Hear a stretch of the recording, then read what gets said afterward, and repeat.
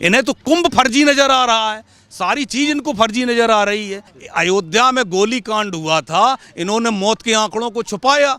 दुनिया जानती है कि सरयू में सैकड़ों लोगों को इन्होंने बहा दिया, ट्रकों में लाशें लदवा के इन्होंने वहां से निकलवाई थी। तो इन्हें यही लगता है कि जैसे हम हैं वैसे ये हैं। क्या तेरे खानदान में कभी कोई तीर्थ यात्राओं पे नहीं गया? तो इतने बड़े महाकुंभ में अगर जा रहे हैं और तकलीफ थोड़ी बहुत हो रही है, झेल रहे हैं आदमी, तुझे क्या तकलीफ? इतना बड़ा कुंभ है जहां 10-10 करोड़ आदमी हैं। जब इसके राज में कुंभ 2013 में हुआ था, तब सैकड़ों लोग मारे गए थे, वो भी कुंभ में नहीं, प्लेटफॉर्म पे।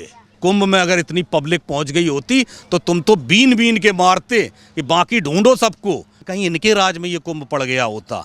ये SC ST घाट, ये सवर्ण घाट, ये अल्पसंख्यक घाट, समझे, ये ठाकुर घाट, ब्राह्मण घाट, यादव घाट, ये जब कुंभ नहाने जाता तो ये अल्पसंख्यक घाट पे जाता, क्योंकि इसको तुष्टीकरण करना था। इनको सालों को ऐसा लगता है मुझे कि जातिवादी की वैक्सीन अंदर घुसेड़ दी गई है। 2027 में तुम्हें पता चल जाएगा कि क्या होती है राजनीति। तुम्हारी भी राजनीति खत्म होगी दिल्ली की तरह। मिल्कीपुर, आपको पता है अयोध्या फैजाबाद लोकसभा सीट में 4 सीटें आती हैं विधानसभा की, जिसमें अयोध्या भी है, मिल्कीपुर भी है।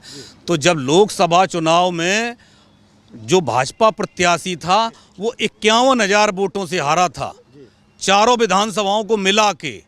और विधानसभा अकेली एक विधानसभा में अवधेश प्रसाद का जो लड़का है वो 62,000 वोटों से चुनाव हारा है। यानी अयोध्या की जनता ने साफ संदेश दे दिया है कि अयोध्या राम की ही थी, राम की ही रहेगी। शैतान तो होते ही हैं, कुछ शैतानों की वजह से तो राम को भी अयोध्या छोड़ के जाना पड़ा, सीता को भेजना पड़ा था, तो कुछ शैतान होते ही हैं। और अखिलेश यादव उसके बाद जवान नहीं आ रही। आप देखिए, ये बोल रहा था मिल्कीपुर में ये व्यवस्था वो व्यवस्था और बूथ कैप्चरिंग हो रही, वोट नहीं डलने दिए जा रहे, फलाना नहीं हो रहा। अरे मैं ये कहता हूँ 10,000 वोट की बेईमानी हुई, 20,000 की हुई, 30,000 की हुई, 40,000 की हुई, तुम साले 62,000 वोटों से हारे हो। कल्पना कीजिए तुम्हारी कितनी बड़ी हार हुई। तुम्हारा PDA कहाँ लाइन में लग गया? आप बताइए, इतना बड़ा महाकुंभ चल रहा है, वहाँ पे इनका एक ही, इन्हें कोई अच्छे काम नहीं दिखाई दे रहे। कितने मरे उसकी लिस्ट दे सरकार, उनका ये इंतजाम नहीं है, उनका वो इंतजाम नहीं। अभी तुम्हारे घर में अगर 10 रिश्तेदार आ जाएं तो तुम्हारे घर में सारी जो है अव्यवस्था फैल जाती है। वो इतना बड़ा कुंभ है जहां 10-10 करोड़ आदमी हैं। और इसे सीखना चाहिए PDA चिल्लाने वाले ये ऑस्ट्रेलिया रिटर्न को, कि वहाँ कौन सी बिरादरी का आदमी नहीं जा रहा है कुंभ नहाने। पंडित नहीं जा रहा, कि ठाकुर नहीं जा रहा, कि यादव नहीं जा रहा, SC नहीं जा रहा, ST नहीं जा रहा, कि आदिवासी नहीं जा रहा, कौन नहीं जा रहा है ये मुझे बताए। और ये मैं आपको बता देता हूं कि योगी जी का शासन है जो इतनी तन्मयता से आज 45 करोड़ लोग संख्या पहुंच गई है नहाने वालों की, और कुंभ के लास्ट तक 60 करोड़ पहुंच जाएगी, यानी आधा हिंदुस्तान कुंभ नहाएगा। कितने आराम से अपनी कमियां, अपने छल कपट, अपने हरामीपन छुपाने के लिए इसने एक भी बार कहा कि इसके तो कुंभ में, जब इसके राज में कुंभ 2013 में हुआ था, तब सैकड़ों लोग मारे गए थे, वो भी कुंभ में नहीं, प्लेटफॉर्म पे। प्रयागराज प्लेटफॉर्म पे कितने सैकड़ों लोग मर गए थे भगदड़ में। अरे तुम एक मामूली से 100-150 मीटर के प्लेटफॉर्म, 200 मीटर के प्लेटफॉर्म पे तुम नहीं भगदड़ को बचा सकते हो, वहाँ तुमने सैकड़ों मरवा दिए।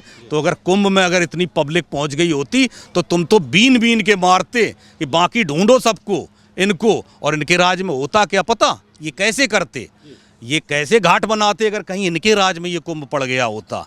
ये SC ST घाट, ये सवर्ण घाट, ये अल्पसंख्यक घाट, समझे, ये ठाकुर घाट, ब्राह्मण घाट, यादव घाट, ऐसे ये PDA जातवाद। ये लगता है इन बातों से, ये जब पैदा हुए थे तो जैसे वैक्सीन नहीं लगती है, इनको सालों को ऐसा लगता है मुझे कि जातिवादी की वैक्सीन अंदर घुसेड़ दी गई है। इनसे इतनी नफरत हो गई है, हमेशा जातिवादी की बात करता है। और मैं आपको बिल्कुल विश्वास के साथ कहता हूं, अगर इसके राज में होता तो ऐसे ही घाट बनते, हरिजन घाट, सवर्ण घाट, पिछड़े घाट, इस तरह से बताता, अल्पसंख्यक घाट। और उसमें भी ये जब कुंभ नहाने जाता तो ये अल्पसंख्यक घाट पे जाता, क्योंकि इसको तुष्टीकरण करना था।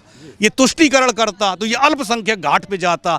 लेकिन ये अगर अभी भी इसकी आंख नहीं खुली है तो 2027 में इसकी आंख निकल के बाहर आ जाएगी। खुलना तो दूर की बात, बाहर निकल आएगी। इसको ये संदेश है, अभी भी सीख जाए, समझ जाए, अब चेत जाए तो अच्छा है। जनता जाग चुकी है। अब देश में जातिवाद समाप्ति की ओर है। देश विकास चाहता है। दुनिया में हम अमेरिका से आंख मिला के सीधी बात करते हैं, तुम साले यहाँ पे आंखें मिलाने में हम लोगों को आफत महसूस कराते हो। हम अमेरिका से आंख मिलाना चाहते। मोदी जी का सपना है कि हम अमेरिका से आंख मिलाएं, तुम यहाँ पे तू मैं की राजनीति करते हो। और तुष्टीकरण की कोई हद नहीं। आप देखो एक दलित महिला के साथ जो हुआ था अयोध्या चुनाव से मिल्कीपुर चुनाव के थोड़े से पहले, तो ये अवधेश प्रसाद कैसा रो रहा था, कैसी नौटंकी। एक बाप नहीं रोता है अपनी लड़की की विदाई में छोड़ दो, मैंने तो किसी के मरने पे भी इतना नहीं रोता देखा है। और क्या था, कोरी नौटंकी, एक आंसू नहीं था। वो करीब 1 मिनट 17 सेकंड तक रोया। आप वीडियो देखना, 1 मिनट 17 सेकंड में उसका एक आंसू नहीं निकला। ये नौटंकी के जन्मे हुए लोग हैं। इन्हें बोलो आंखें खोलो, जनता जाग चुकी है। और 2027 में तुम्हें पता चल जाएगा कि क्या होती है राजनीति। तुम्हारी भी राजनीति खत्म होगी दिल्ली की तरह। सोशल मीडिया पे महाकुंभ का हल्ला मचाया। मुख्यमंत्री कहते थे कि हमने 10 करोड़ लोगों की व्यवस्था करी है नहाने के लिए, लेकिन वहां तो जब 4 से 6 करोड़ लोग पहुंचे तो व्यवस्था खराब हो गई। कौन है इन मौतों का जिम्मेदार? अच्छा, 4 से 6 करोड़, ये इन्हें पता ही नहीं होता है हम बोल क्या रहे हैं। ये दिन में बोलते हैं कि इतनी भीड़ कहाँ से आ गई, इतनी भीड़ है ही नहीं वहाँ। और शाम को बोलते हैं कि साहब इतनी भीड़ है कि ट्रैफिक जाम है, सरकार को संभालना नहीं आ रहा। अरे पहले आराम खोरो, तुम डिसाइड तो कर लो कि भीड़ है कि नहीं है। तुम ही कहते हो कि वहाँ लोग नहीं है, तुम ही कहते हो कि इतने लोग हैं, इतनी भीड़ आ रही, जाम लगा हुआ है। अरे सालो तुम पहले डिसाइड तो कर लो एक चीज, फिर हम जवाब देंगे ना। मौत के आंकड़ों को छुपा रही है सरकार।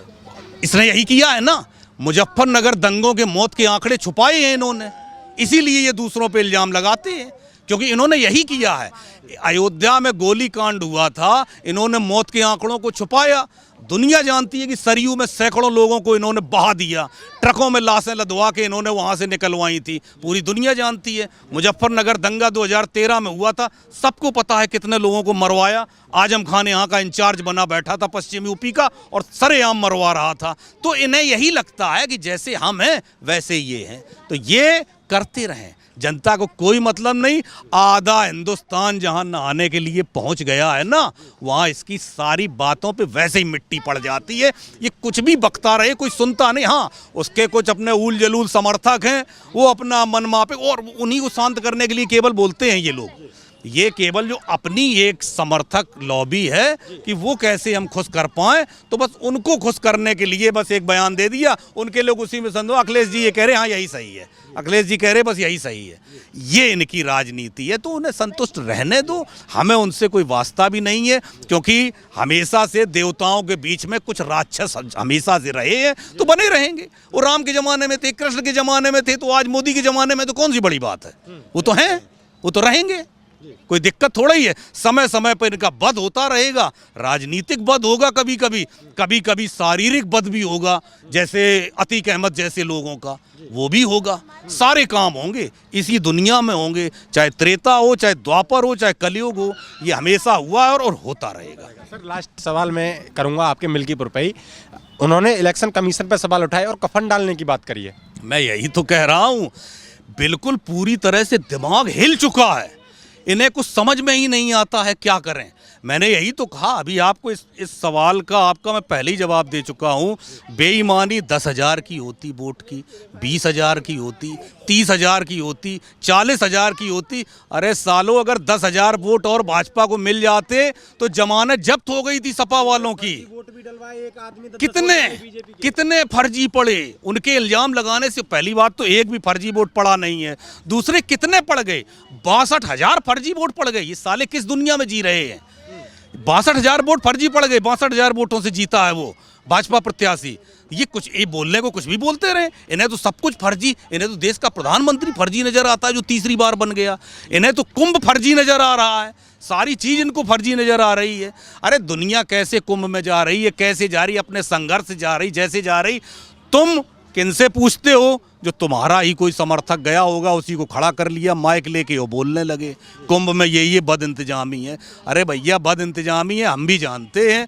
हम भी कहीं जब तीर्थ यात्रा पे जाते हैं तो कितने कष्ट झेल के जाते हैं, इतने इतने पैर सूज जाते हैं, आंखें लाल हो जाती हैं, शरीर पूरा दर्द होता है, आके 4 दिन तक घर में रेस्ट करते हैं, होते नहीं? क्या तेरे खानदान में कभी कोई तीर्थ यात्राओं पे नहीं गया? तो इतने बड़े महाकुंभ में अगर जा रहे हैं और तकलीफ थोड़ी बहुत हो रही है, झेल रहे हैं आदमी, तुझे क्या तकलीफ? इसी से जवाब मिल जाना चाहिए कि तेरे इतने दुष्प्रचार करने से बावजूद दिन ब दिन भीड़ बढ़ती चढ़ी जा रही है। क्यों? सब पागल, इसके हिसाब से आधा हिंदुस्तान पागल है। इसका मतलब यह है कि ये ऑस्ट्रेलिया रिटर्न खुद पागल है, इसका दिमाग काम नहीं कर रहा है। बस आखिरी सवाल कुंभ पे ही, वो कह रहे हैं कि ये कैसी व्यवस्था कि श्रद्धालुओं जो स्नानार्थी हैं उनको 10 से 12 किलोमीटर पैदल चलना पड़ रहा है, ये कैसी व्यवस्था? बिल्कुल गलत बात है, बिल्कुल गलत बात है कि 10 से 12 किलोमीटर जो है बता रहे हैं कि जो है चलना पड़ रहा है। जो गया है आप उससे पूछ के दिखाइए, बिल्कुल गलत है। हाँ, 1-2 दिन अव्यवस्था हुई, ये मानते हैं, वो लोकल प्रशासन की वजह से, लेकिन जैसी व्यवस्था 1-2 दिन में ठीक करती गई, 2.5 किलोमीटर केवल पैदल चलना पड़ता है, 2.5 किलोमीटर पैदल चलना पड़ता है। उसमें भी जो वहाँ बुजुर्ग हैं, महिलाएं हैं, उन सबके लिए 181 मेडिकल कैंप बनाए गए हैं, जहाँ पे व्हील चेयर है, आप बुजुर्गों को व्हील चेयर पे बैठा के घाट तक ले जा सकते हो, महिलाओं को घाट तक ले जा सकते हो। बेचारे जो दिव्यांग लोग हैं, लूले लंगड़े जैसे भी हैं, उनको व्हील चेयर की व्यवस्था है, मेडिकल की व्यवस्था है, वहाँ पे आप उनको ले जा सकते हैं। कहीं किसी तरह की दिक्कत नहीं है, किसी तरह की परेशानी नहीं है। हमारे घर के सारे लोग जो है जा चुके हैं और सबसे हमने बात की है, किसी को कोई तकलीफ नहीं आई। कुछ लोग तो हमारे घर में 2-2, 3-3 बार कुंभ नहा के आ चुके हैं। ये मैं अपने घर का एग्जाम्पल दे रहा हूँ। मैं इन लोगों की क्यों मानूंगा? मैं इन प्रोपोगंडाधारियों की बात क्यों मानूंगा? मैं अपने घर वालों की बात मानूंगा कि इस बेवकूफ़ की बात मानूंगा? ये सरासर झूठ, मोदी और योगी को बदनाम करने की साजिश है। बदनाम करना चाहते लेकिन बदनाम नहीं हो पाए। सर आखिरी सवाल करूंगा मैं, योगी कह रहे हैं कि जो हादसा हुआ उसकी जांच चल रही है, साजिश करने वालों को बख्शा नहीं जाएगा। जो है इस एंगल से भी सरकार का दायित्व तो बनता है कि साजिश के एंगल से भी जांच कराएं, जरूर करानी चाहिए, क्योंकि साजिश, ये लोग ऐसे हैं, ये कुछ भी करवा सकते हैं। हो सकती है, कोई बड़ी बात नहीं है, कोई बड़ी बात नहीं। मुझे इन लोगों पर एक रत्ती भरोसा नहीं है, एक रत्ती। ये कुछ भी कर सकते हैं, किसी भी हद तक जा सकते हैं, इन पे हमें बिल्कुल भरोसा नहीं। तो साजिश के एंगल से भी जो जांच कराने का योगी जी ने फैसला लिया, मैं उसका समर्थन करता हूं। और अभी कुंभ का बिजी माहौल चल रहा है, इसकी परतें खुलेंगी, वो आप भी देखेंगे और देश की जनता भी देखेगी।